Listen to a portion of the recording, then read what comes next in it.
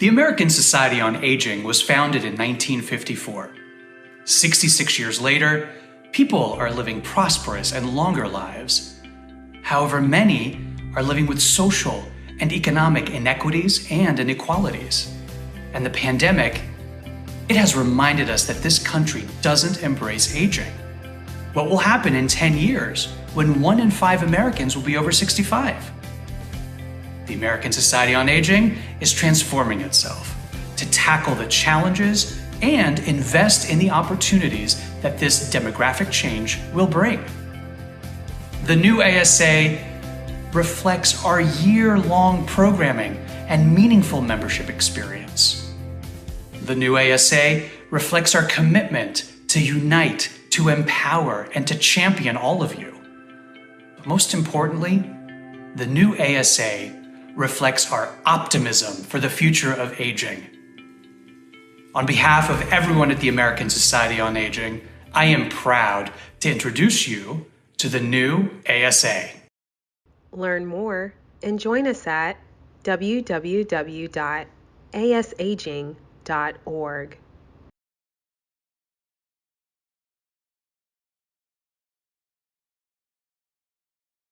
Welcome, everyone. I'm Ken Dychtwald, and I'm the host and moderator of the Legacy Interviews. And we have a very, very, very special session for you today. Percil Stanford, PhD, is a true pioneer in the field of aging with regard to all aspects of diversity, inclusion, and justice. While still an undergraduate student, he was a participant, get ready for this, in the first White House Conference on Aging in 1961. After earning his AB degree from Morgan State University, he went on to become an officer in the United States Army, after which he went on to earn his MS and his PhD from Iowa State University in sociology, with an emphasis in gerontology, which in 1968 may very well have been the first PhD in that field, in that subject of gerontology in America. Then, as a Congressional Fellow, he served on the staffs of Senator Alan Cranston and Congresswoman Shirley Chisholm.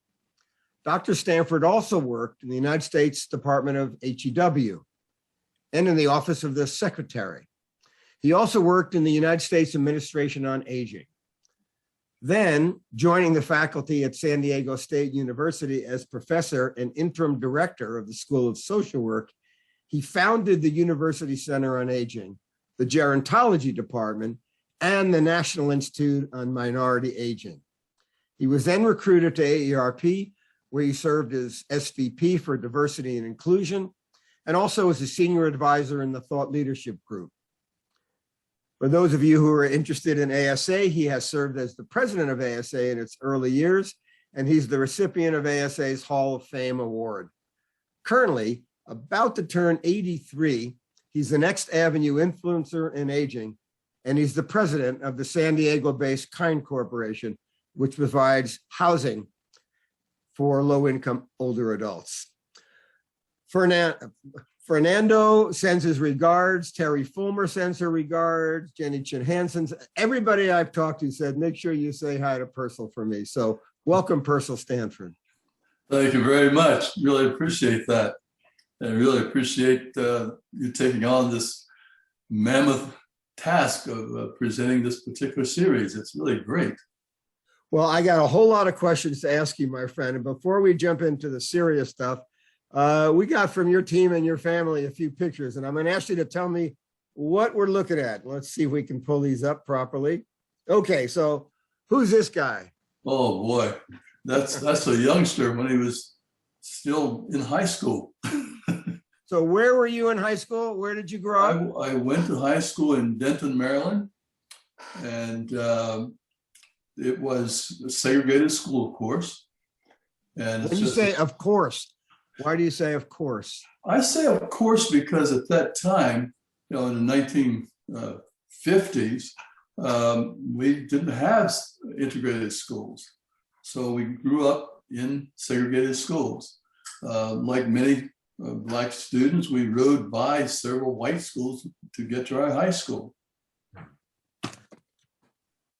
And who is this gentleman here? Who's this officer? Well, that started in 1961. I stayed in the active Army for about 5 years, stayed in reserve for a few more, and finally decided to get out of the active reserve at the rank of major. Wow. All right, what do we got here? What stage of life are we in now? Oh boy, this is in the bell-bottom stage, and the beard and the long hair stage, late 60s, early 70s. All right. And then, so I don't see you in this picture, but you wanted this picture to be included. So tell me first why you wanted it included. Well, I wanted, secondly, who are these folks? I wanted this to be shown because these are some of the individuals that really made it possible for us to be where we are in the field. Many people will recognize Jim Beeren. Upper left. On the far left. The person next to him, I think many may know the name, Dr. Clark Tibbetts. He always said, "Don't call me doctor, call me Clark." Then Nathan Schock, many will know that name from Duke. Havinghurst was another person that really put his mark on aging. Ollie Randall, Cowdrey, and Wilma Donahue. Wilma was one of the first people to really push aging at the academic level in the university and collegiate level.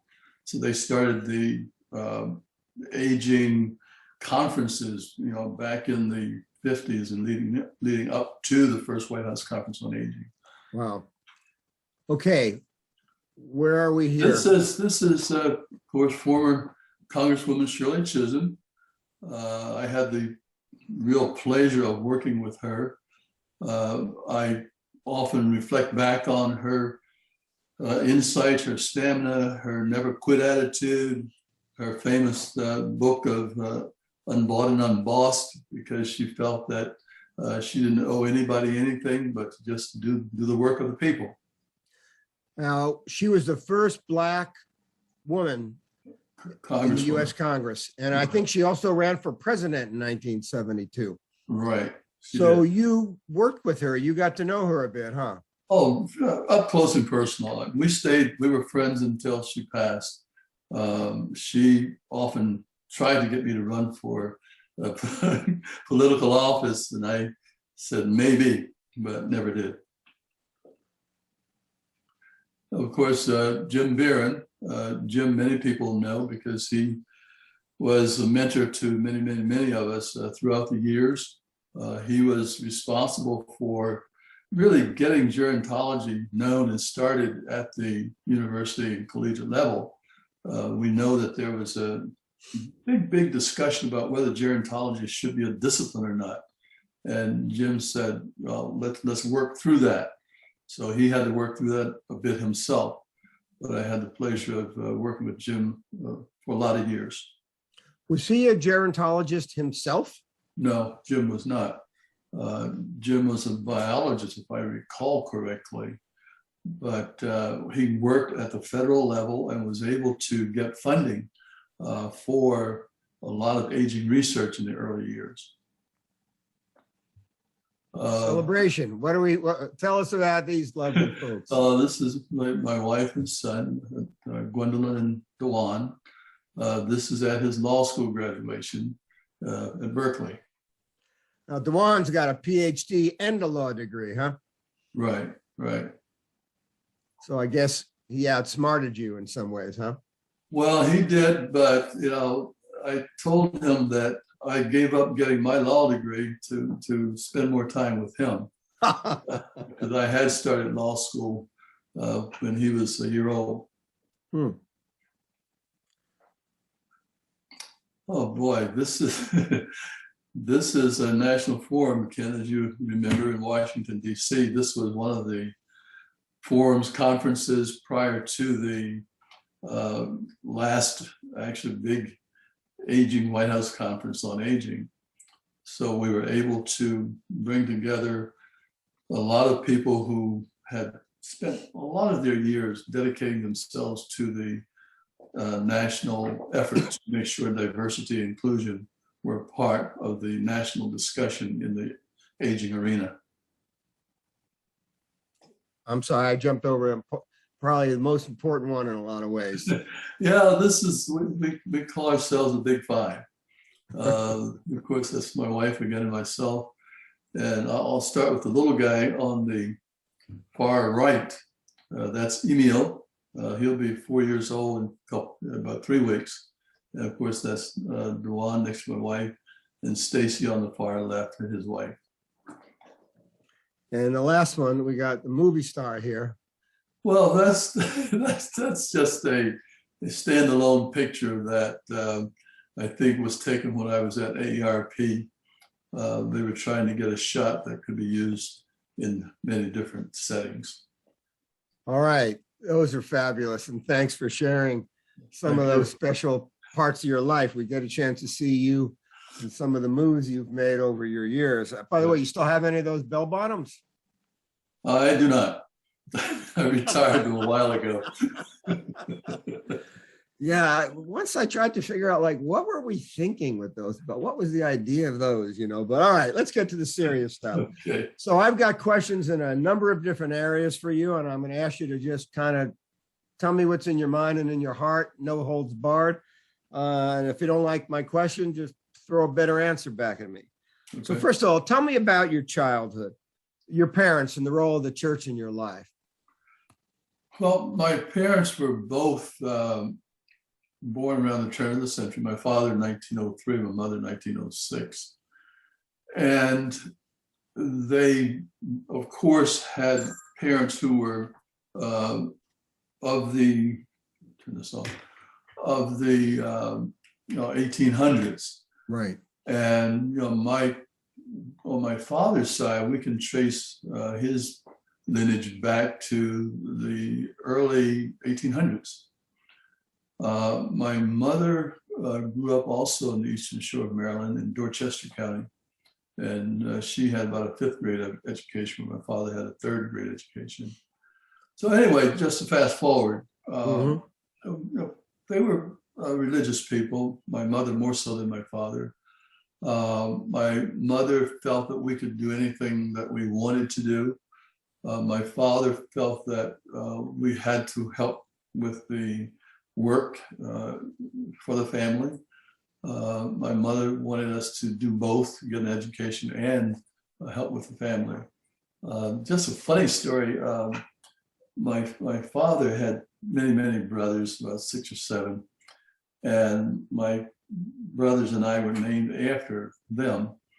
But my mother said, no, you will never be called by their names because some of them didn't have such good reputations in the community. So we all went by our middle names. So my first name is Elmer, my middle name is Percil. My other brother's name is Delton, middle name is Glenwood. My older brother's name is Howard. He's always gone by Melvin. So anyway, wait, that E Percil, that's Elmer Percil. Right. Wow. All right. Question for you. Oh, just a real quickie, Ken. Yes. Mentioning the church part of it, we were very much involved in the church. Myself, so much that by the time I was 17, I actually had my license to preach in the Methodist Church.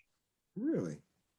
And why did you choose to not follow that? Well, I had scholarships and all kinds of ways to go to seminary after college, but I chose to go into the military instead. And one of the things that happened along the way was that I spent a lot of time with ministers and superintendents of conferences and districts.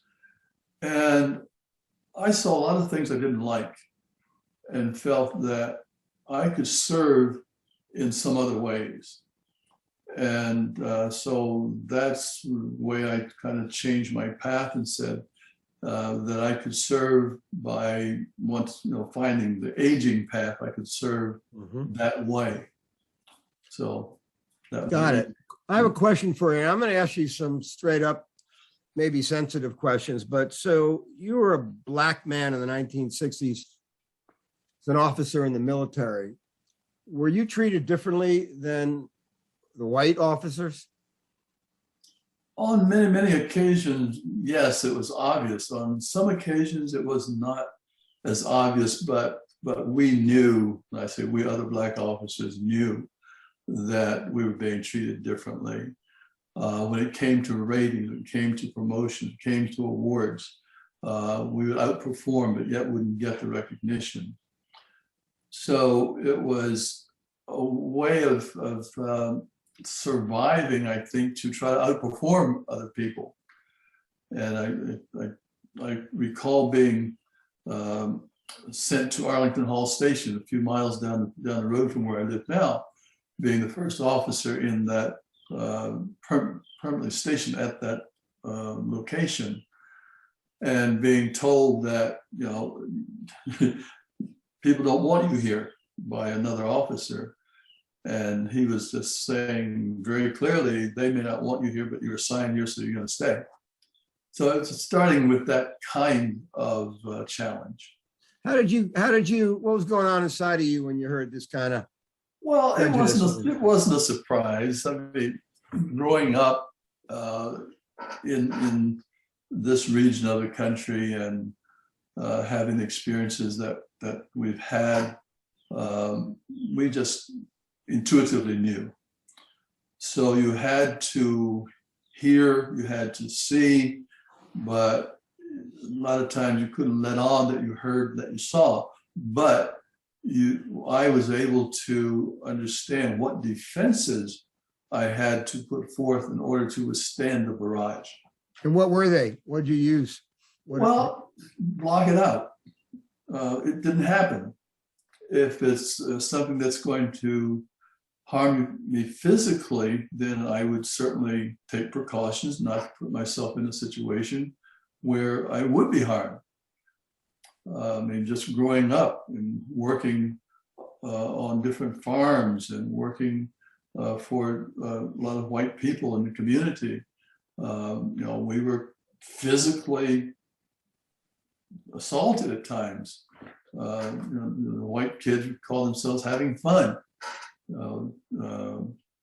So anyway, stuff that you don't hear about, don't talk about all the time, but it happened. George Floyd, what's your take on the amount of response, the amount of attention, and the amount of perhaps awareness in this terrible situation that happened? What was your take on it?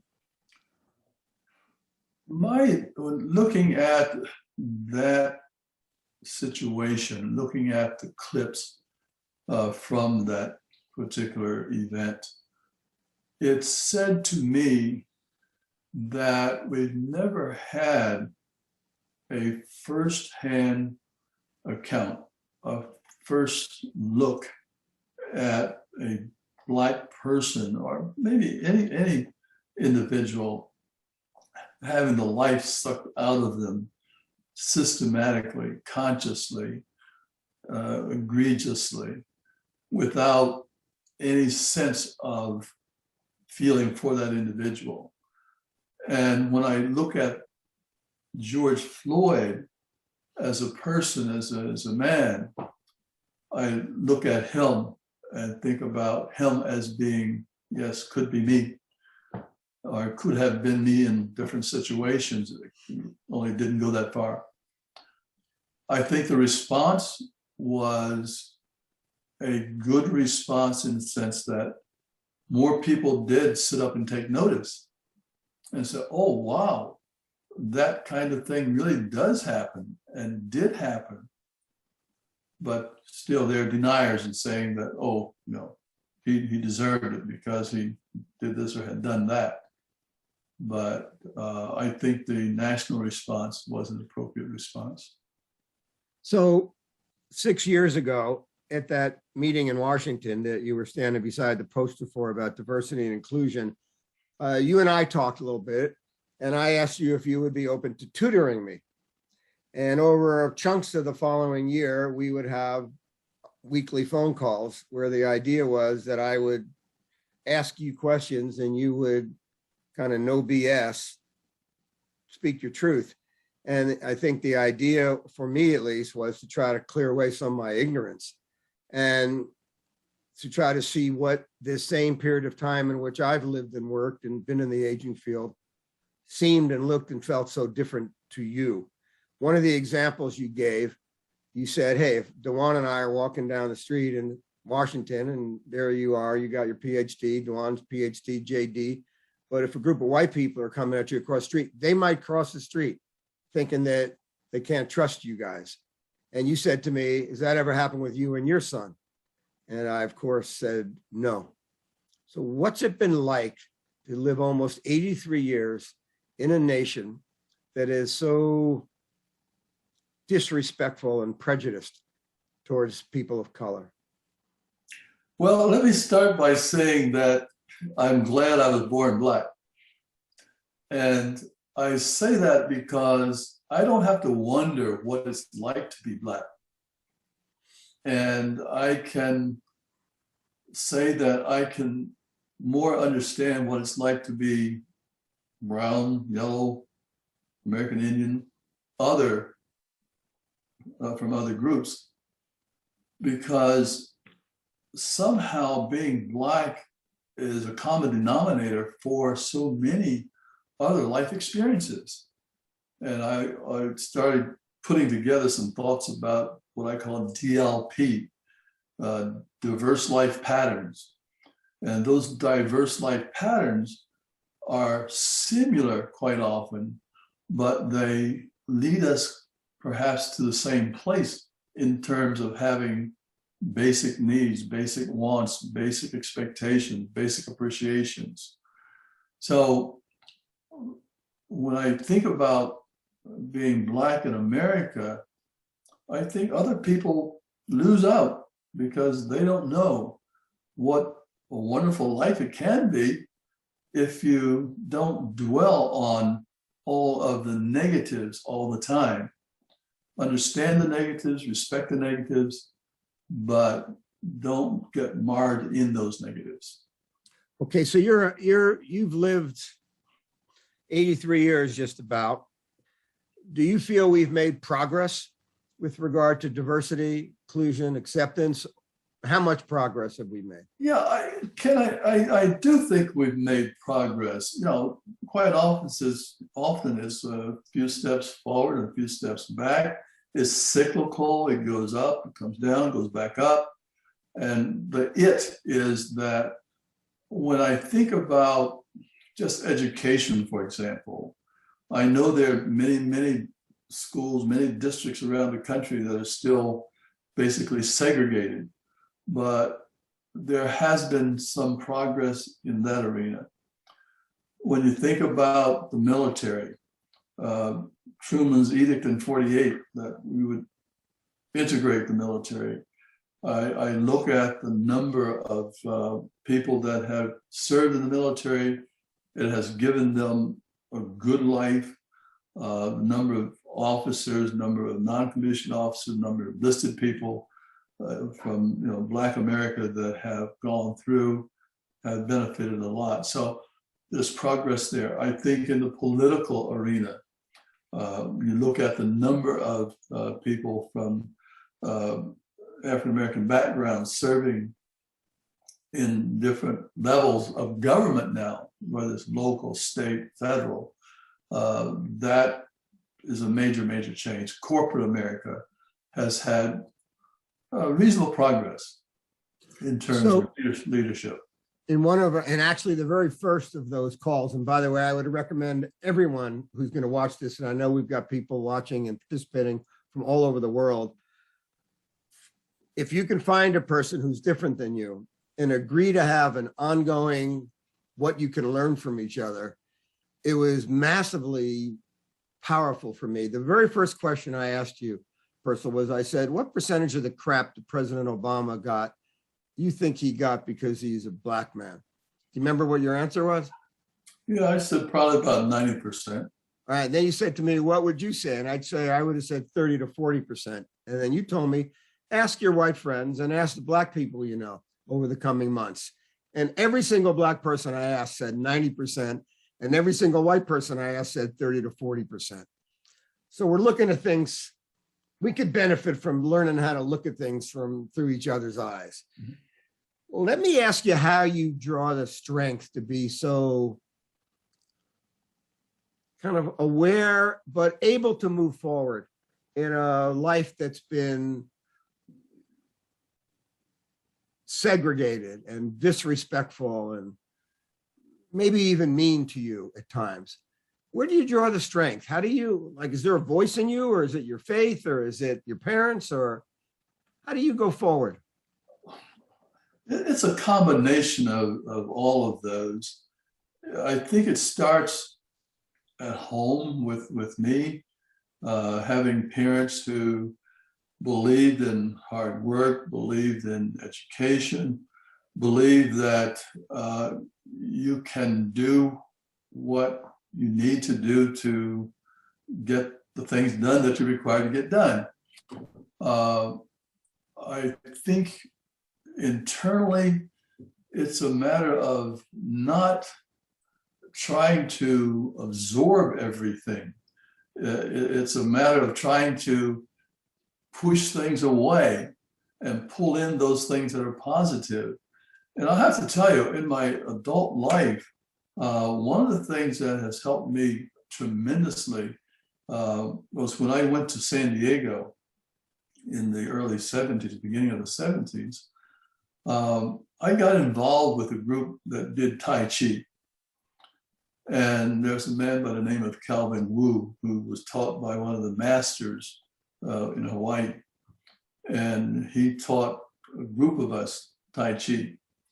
So I learned Tai Chi. I did it, still do it sometimes at a minimum, but it helps me to relax. It helps me to just kind of push all the stuff away. And I've been a marathon runner for years and years. So I could run a marathon and just get into the zone and just be out of it in terms of being in contact with anybody around. So that one thing has helped me. And being able to know that, like my mother used to say, if you know what you know, don't worry about anything. I'm going to ask you one historical question. And other than knowing you for 45 years now and admiring you, I've done a lot of reading about you in these last few weeks in preparation for this. And I saw a kind of deep mention of Arthur Fleming, whose name almost never comes up anymore. And the role he played in the mid-1970s, chairing the Commission on Civil Rights and the United States Commission on Aging. Did you ever meet him? Yeah, I was fortunate enough to spend quite a bit of time around him. He and Clark Tibbetts were very, very good friends, colleagues. And he was really very, very instrumental in helping us in the Administration on Aging before he was commissioner to shape some of the early policy in the field. And he was a very unassuming person, but was able to look at the big picture in terms of what has happened, what has gone on in the past, what that means for how we build the stepping stones for the future. So he had a big booming voice, but he had a great voice in terms of being able to understand and to give leadership and guidance to the field. Thank you. So let's turn the corner into the field itself. But let me start with a really simple-minded question here. In an ideal world, what role would older adults play today, not back in the 1930s or 50s or 70s? In an ideal world, what's the purpose of older people? In an ideal world, I would even say, what's the purpose? Who are they? What are we? It is to fill out the what I would call the totality of life, so that we don't look at life in terms of what it is when you are 10, 15, or 25, 30, or 40, 50. It is, what is life? What does it mean to us until we die? And it's part of being able to be a part of that cycle. So that if my grandson asks me, Papa, what is it like being old, or why do you have that gray beard? I can say, that's what happens when you live long enough to have the experiences to be the age that I am. And hopefully one day you will live to be this old or that old. And I think we then give purpose to younger people by sharing that, by living this kind of experience. Are you one who believes that once one has reached their 60th or 65th birthday, that there's no more that should be asked of them by society or their communities, that they should be retired? Well, first of all, if you've looked at some of my work, and you have, I don't believe in retirement. I don't think there's any such thing as retirement. I think we move on to different phases of life. I think if we looked at retirement as true definition, there's a point at which we quit and we stop being productive in all phases of life. So I think we can continue to contribute by the examples we live. And I think, as Clark Tibbetts always said, it's not how old you are, but it is how do you contribute? How do you function? And that's kind of a life lesson that I would like for people to think about, is what can you do? So over the last decade, and I've been trying to figure out what about our current models of aging are working, which ones need some course correcting. And over the last decade, the average retiree in America, and we've got 78 million such folks now, the average retiree watched 47 hours of television a week, and only 24% of the retired population volunteered. Does that feel right to you? Is that a good thing? You know, there are different thoughts about that. Some people like the rocking chair theory, where if you want to sit in a rocking chair on your porch or in your living room or parlor or wherever, then that's what you do, that you enjoy, that you get fulfillment from that. And I think what we really should be focusing on is, what is it that we do throughout life that's going to give us peace, that's going to give us fulfillment. And it's not what other people prescribe. So some people may feel from a professional level, in quote, professional, that they have to continue to write, they have to continue to give speeches, or they have to continue to volunteer at a high level. But there are others who feel that taking care of family, making sure the neighbor has food, or that the neighbor is okay, or that there are people that just don't want to interact with other people, and let them know that that's okay. You have written about that we must be thoughtful about not allowing older people to become, your words, invisible and disposable. Say more about what drives you to these concerns. Well, if we let older people become invisible and or disposable, we have discarded a major segment of our population. And with that, a lot of the wisdom that goes with those individuals. So we need to keep those people in our view, not in our rear view, so that we're always thinking about their welfare and what it means to the welfare of the total society and individual communities. So words are just words, but do you think of yourself as a senior citizen or an elder or an older adult or what? Which word or phrase do you prefer for you? Well, just for me, I'm just an older person.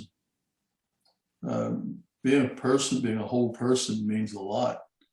When you start to ascribe different kinds of monikers to who we are, then people begin to think about, what does that mean? A senior, elder in some societies has a lot of value. So I think we should honor that. But I fought against this notion of, even in our policy statements, senior citizen. I mean, what is a senior citizen? You talk to some younger people, you tell them that you're a senior. Well, they tell you, well, I thought you had graduated from college or high school a long time ago. So being a senior, I don't like that. All right, so you are one of the creators of the modern field of aging. It's almost like one of your hands was focused on, part of your brain focused on diversity and equity and justice. Another of your hands and your part of your brain was focused on creating the modern field of aging and gerontology and aging services. As you look back over more than 50 years now, you think this field has turned out okay? Think it's doing the job well? I think the field is robust, but could be more robust. When you think about the degree to which programs in aging at the state level, or let me just make a comment there. A lot of the education and training programs in aging started out in state offices on aging, then later became more prominent in colleges and universities. It never did take very much at the secondary level. So I think it could be much, much more robust. It could be much more visible, more prominent as we move from elementary school to high school and into the collegiate arena. One of the things we did in San Diego at the Center on Aging, a long time ago, was to try to get people to develop curricula for high schools and even elementary school kids around aging. So I think we need to have more of that so that people grow up thinking that aging is a part of what is. So let me pull that thread a little bit. Let's say there was a course for an elementary or high school on aging. Would it be about how to understand your grandma and grandpa, or would it be about you might live 100-year life and here's what's in front of you and how to make the best of it? Which or both would you focus on? It would be both. It would be both and more.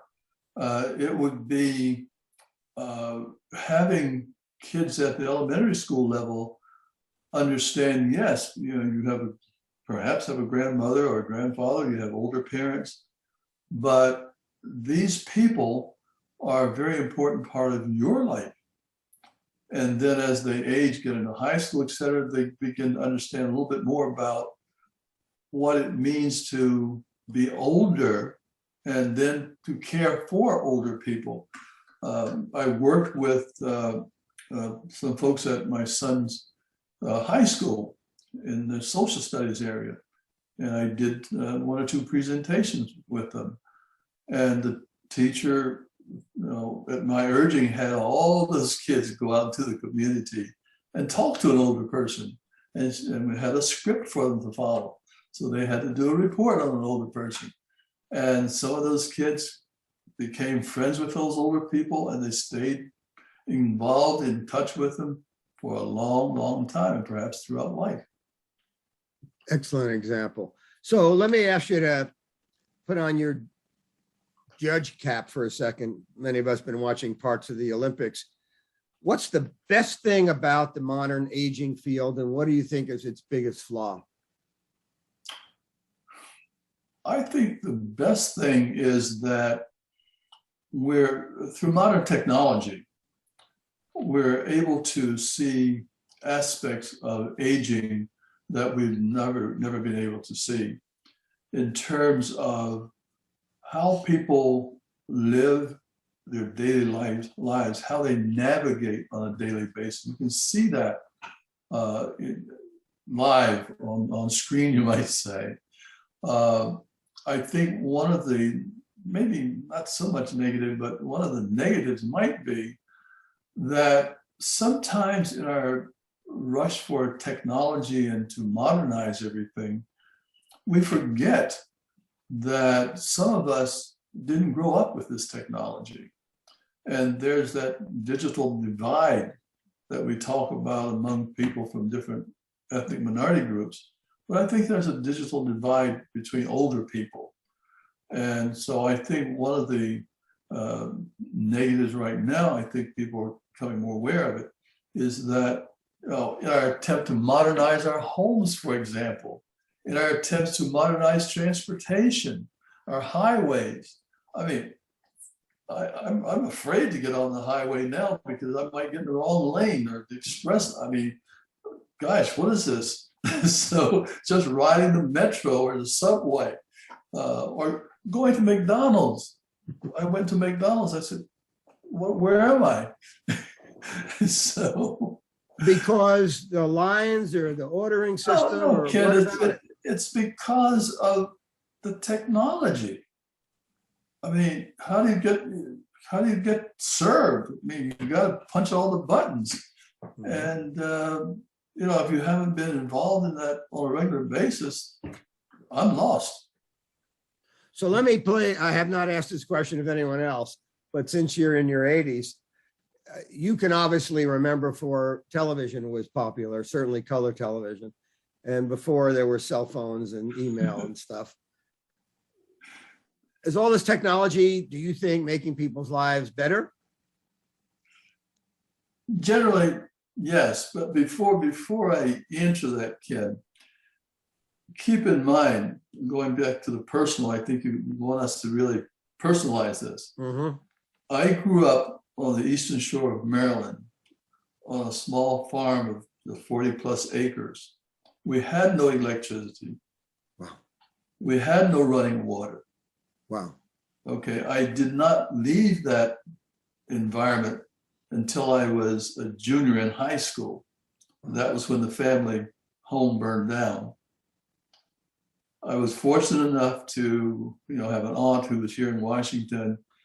We spent a lot of time here, so we knew a lot of the modern, technology, the lectures, the phones, the running water. We knew all that stuff as kids. But a lot of people my age, growing up in the kind of environments that I grew up in and didn't have the other exposure, are trying to take a broad leap to get to where we are now. So I did not have a television in the home until I was in the 11th grade. That was when the farm home burned down. We moved closer to town, to Denton. So if we don't understand and don't connect the dots in terms of who people are and what their experiences are, there's a large swath of individuals that are going to be left out of the matrix. Right. I think I left off part of the question. No, you got it. So you have lived through crazy, wild times and lots of changes to grow up with no running water and no electricity, and then to become all that you are is quite amazing. So what has driven you, Percil? What drove you to create the first department of gerontology? What drove you to change policy? What drove you to set up the first major look at diversity and inclusion at AARP of all organizations? I mean, what is it inside of you that drives you to do all these things?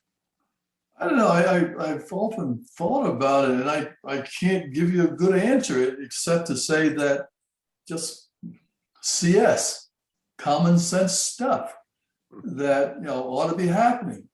So when I look around and think about why is this? Why isn't this happening? What can I do with others' involvement and help to change things? So I don't know that there's any special drive per se. It's just saying what's needed here, what's needed now in this situation. So in the field of aging, my drive has come from primarily trying to make sure that from a policy standpoint, from an educational standpoint, from a community standpoint, that things are in place to make sure that older people had what they needed to survive. So for me, being able to work in the field at many different levels has been an asset.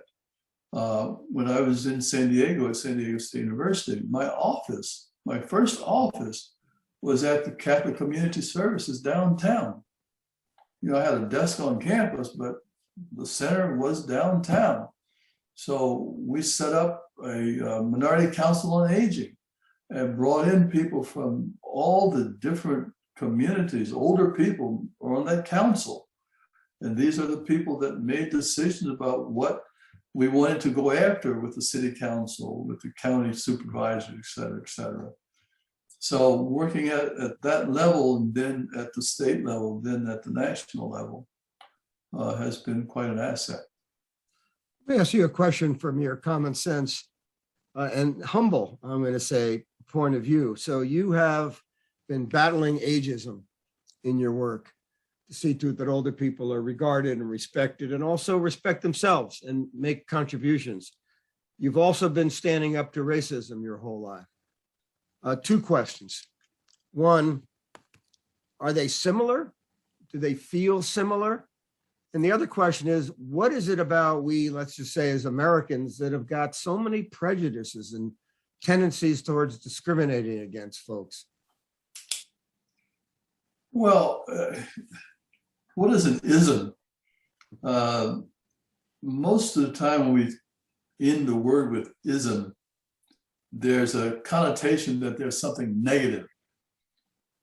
And when you think about ageism, racism, sexism, we are mostly focused on what is it about gender? What is it about being of a different race or ethnic background, or even capitalism in terms of the way we look at how we want to live our lives?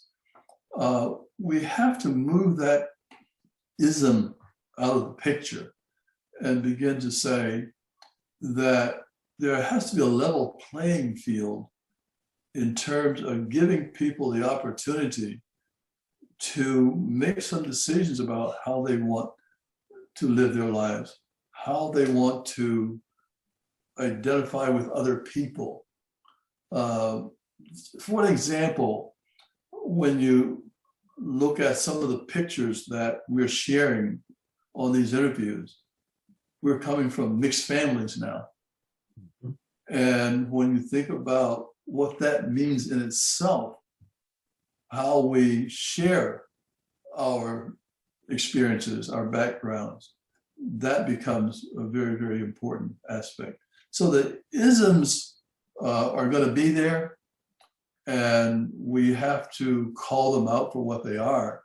But again, as I said early on, we can't get hung up on those isms, and we have to strive to say, so what?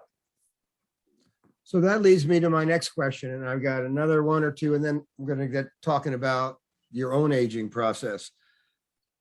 You have been a leader.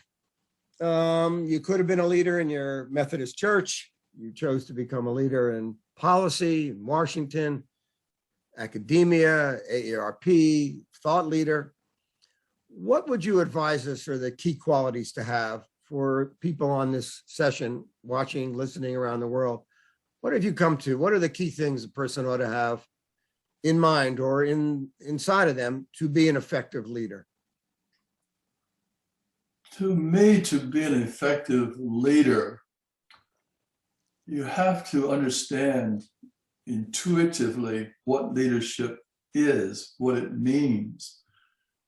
And to me, it means when there's a void, you have to, for me, I ask myself, what can I do to step in and help fill that void? And in that process, I have to listen. I have to be a good listener. And I have to be a good follower in that process, because I have to understand that, I'm not the sharpest tool in the box. And there are other sharper tools. So learn how to use those sharper tools to help carve what you want and think, and help bring other people along with those ideas. So leadership is not saying that you know it all. It's identifying, being able to identify the issues, being able to identify the problems, and help provide a pathway to solving those problems. As a leader, have you had a role model? Is there an individual alive or from a previous era that you think that person is a wonderful role model for me? I guess I would have to go back to Shirley Chisholm in terms of someone that I spent time with, up close and personal. She didn't call herself a mentor or role model, but that's what she was to me. That's the way she lived her life. The other person in this field that really helped me get a good foundation was Clark Tibbetts. Clark was the one that hired me at the Administration on Aging. He encouraged Commissioner Beachill to hire me. So those people have meant a lot. So as you look back over these first 60 years of working in the field of aging, what would you say is the accomplishment you're most proud of? The most important accomplishment for me, I think, is being able to, over the years, keep diversity, equity, inclusion, justice in front of folks. Not getting bogged down to the point where that was going to get in the way of getting other things done. But to see now that so many organizations, institutions are giving time and attention to that particular arena. When we started the National Institute on Minority Aging in San Diego, that was the early 70s, 73, 74. There had never been a time when we had brought people together from different backgrounds. I remember the very first meeting of the Institute. There are several of us sitting around talking about who's providing guidance for us. And we were very clear that most of us were the first ones to get an advanced education. Well, I would say that having observed and now more investigated some of the things that you set in motion, the ripples, the waves that have rolled out from you, my friend, and your heart, and your filling those voids have affected tens of millions of people's lives. And I hope sometime on some occasion, you stop and smile on your face about how much impact you've had. But that leads me to my last question in this section before we go to a few quick ones before we close. What advice, if you had to give one piece of advice to young people who wanted to be change makers in the field of aging, my friend, what advice would you give? One piece of advice I would give is don't be afraid to ask questions.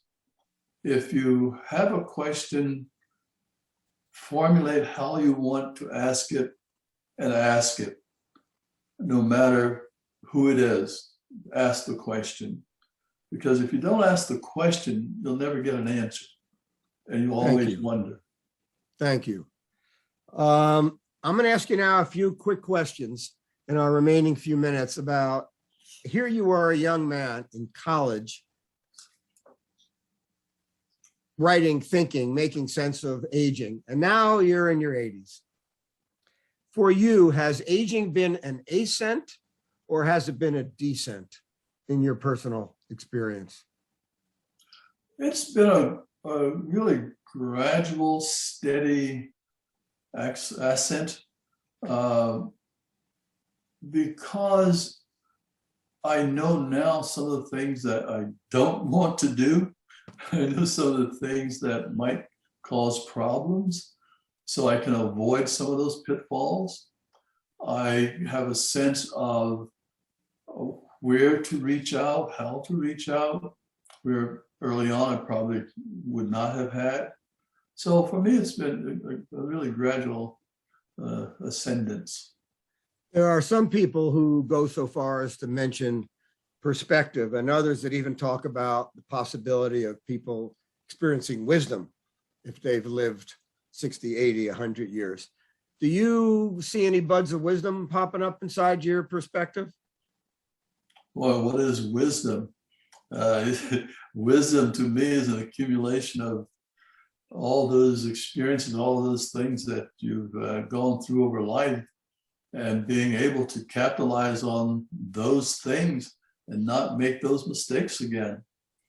So to me, wisdom is that little toolbox you have there to draw from. And ask another personal question. You have largely positioned yourself within the non-for-profit and government world, but also you've created companies, you've created businesses, you've created for-profit activities. Why do so many people in the aging field feel so uncomfortable with for-profit, do you think? I think we come to the field from the standpoint of, I guess, providing a service, and kind of feel that, gosh, if you look at for-profit side, or if you gain any kind of monetary advantage from the work you do, that somehow you're cheating. I think there are two sides to it. I think the for-profit side has a place, and I don't think that everybody that's involved in the for-profit side are somehow not good people. Because again, that ism comes in called capitalism. And that for-profit side also helps provide livelihoods for other people. It makes sure that people that would not have gotten the exposure, would not have gotten the opportunity to do some of the things that they do, were it not for that particular side of the field. If you could wave a magic wand and have it be that there's 1 billion people in the world right now over the age of 60, what change or two would you make in our society or our laws or in our health system so that all of these people who are now aging and going to be living longer lives than folks did in the past could have a sense of well-being and a sense of identity and purpose? What 1 or 2 changes would you make to course correct us towards a better future? Well, we hear a lot about socialism these days, another ism. My sense is that we really should be thinking about a society where people don't have to worry about not having a place to sleep, not having food, not being able to just get good health care when they need it.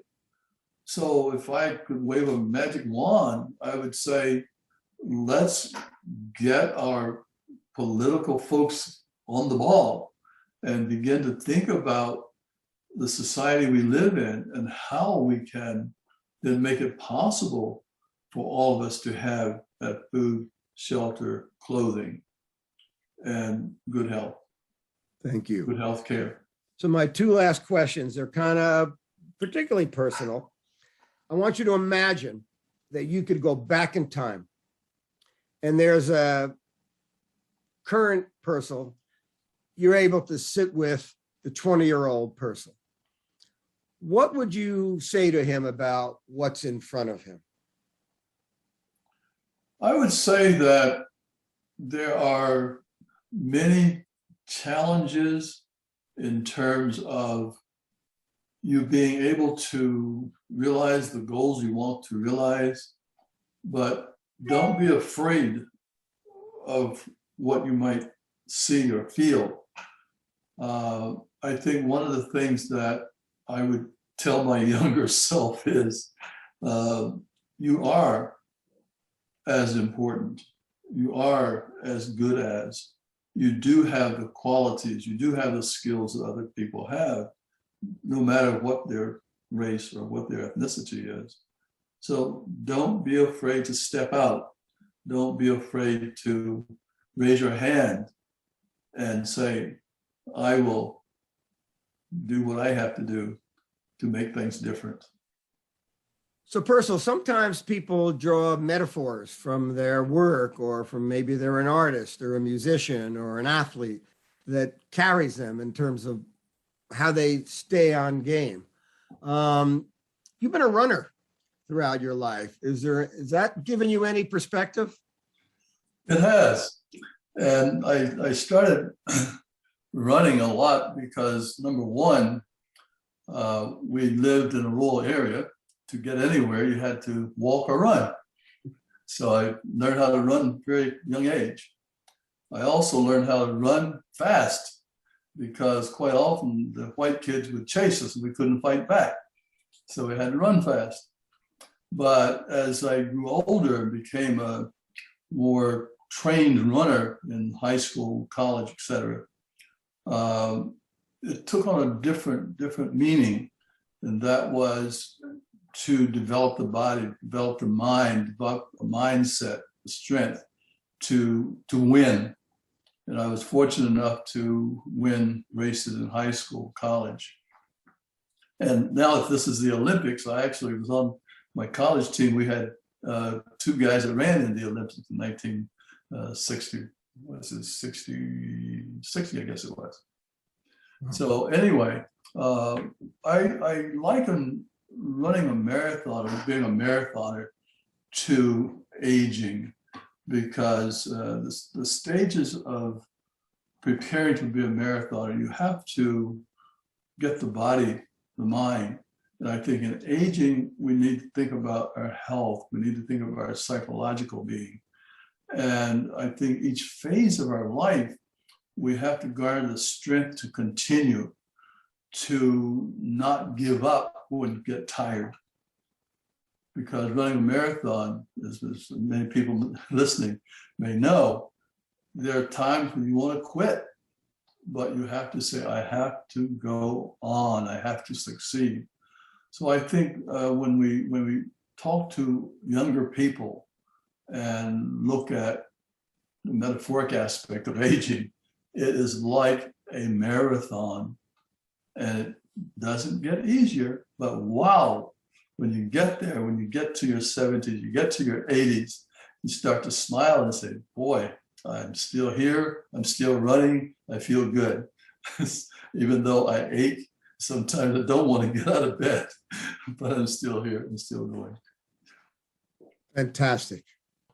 And my last question, I want you to imagine it's decades from now. I'm gone, you're gone, all the folks in these interviews are no longer alive. What would you like for people to say about E. Percil Stanford? He was here, he tried, and hopefully there will be some folks who really feel that the work in diversity, inclusion, equity, and justice makes a difference. Well, I'd like to say to you in closing that, and this is a word I don't know that I've even ever used. I think we all feel blessed by your humanity, your courage, your conviction, your desire to impact lives, and to your living through the creation of an awareness of a field and its impact on people's lives that can be for the good. So I want to thank you for all that you are and all that you've done and for being a friend. Thank you, Percil. Thank you very much. Thank you.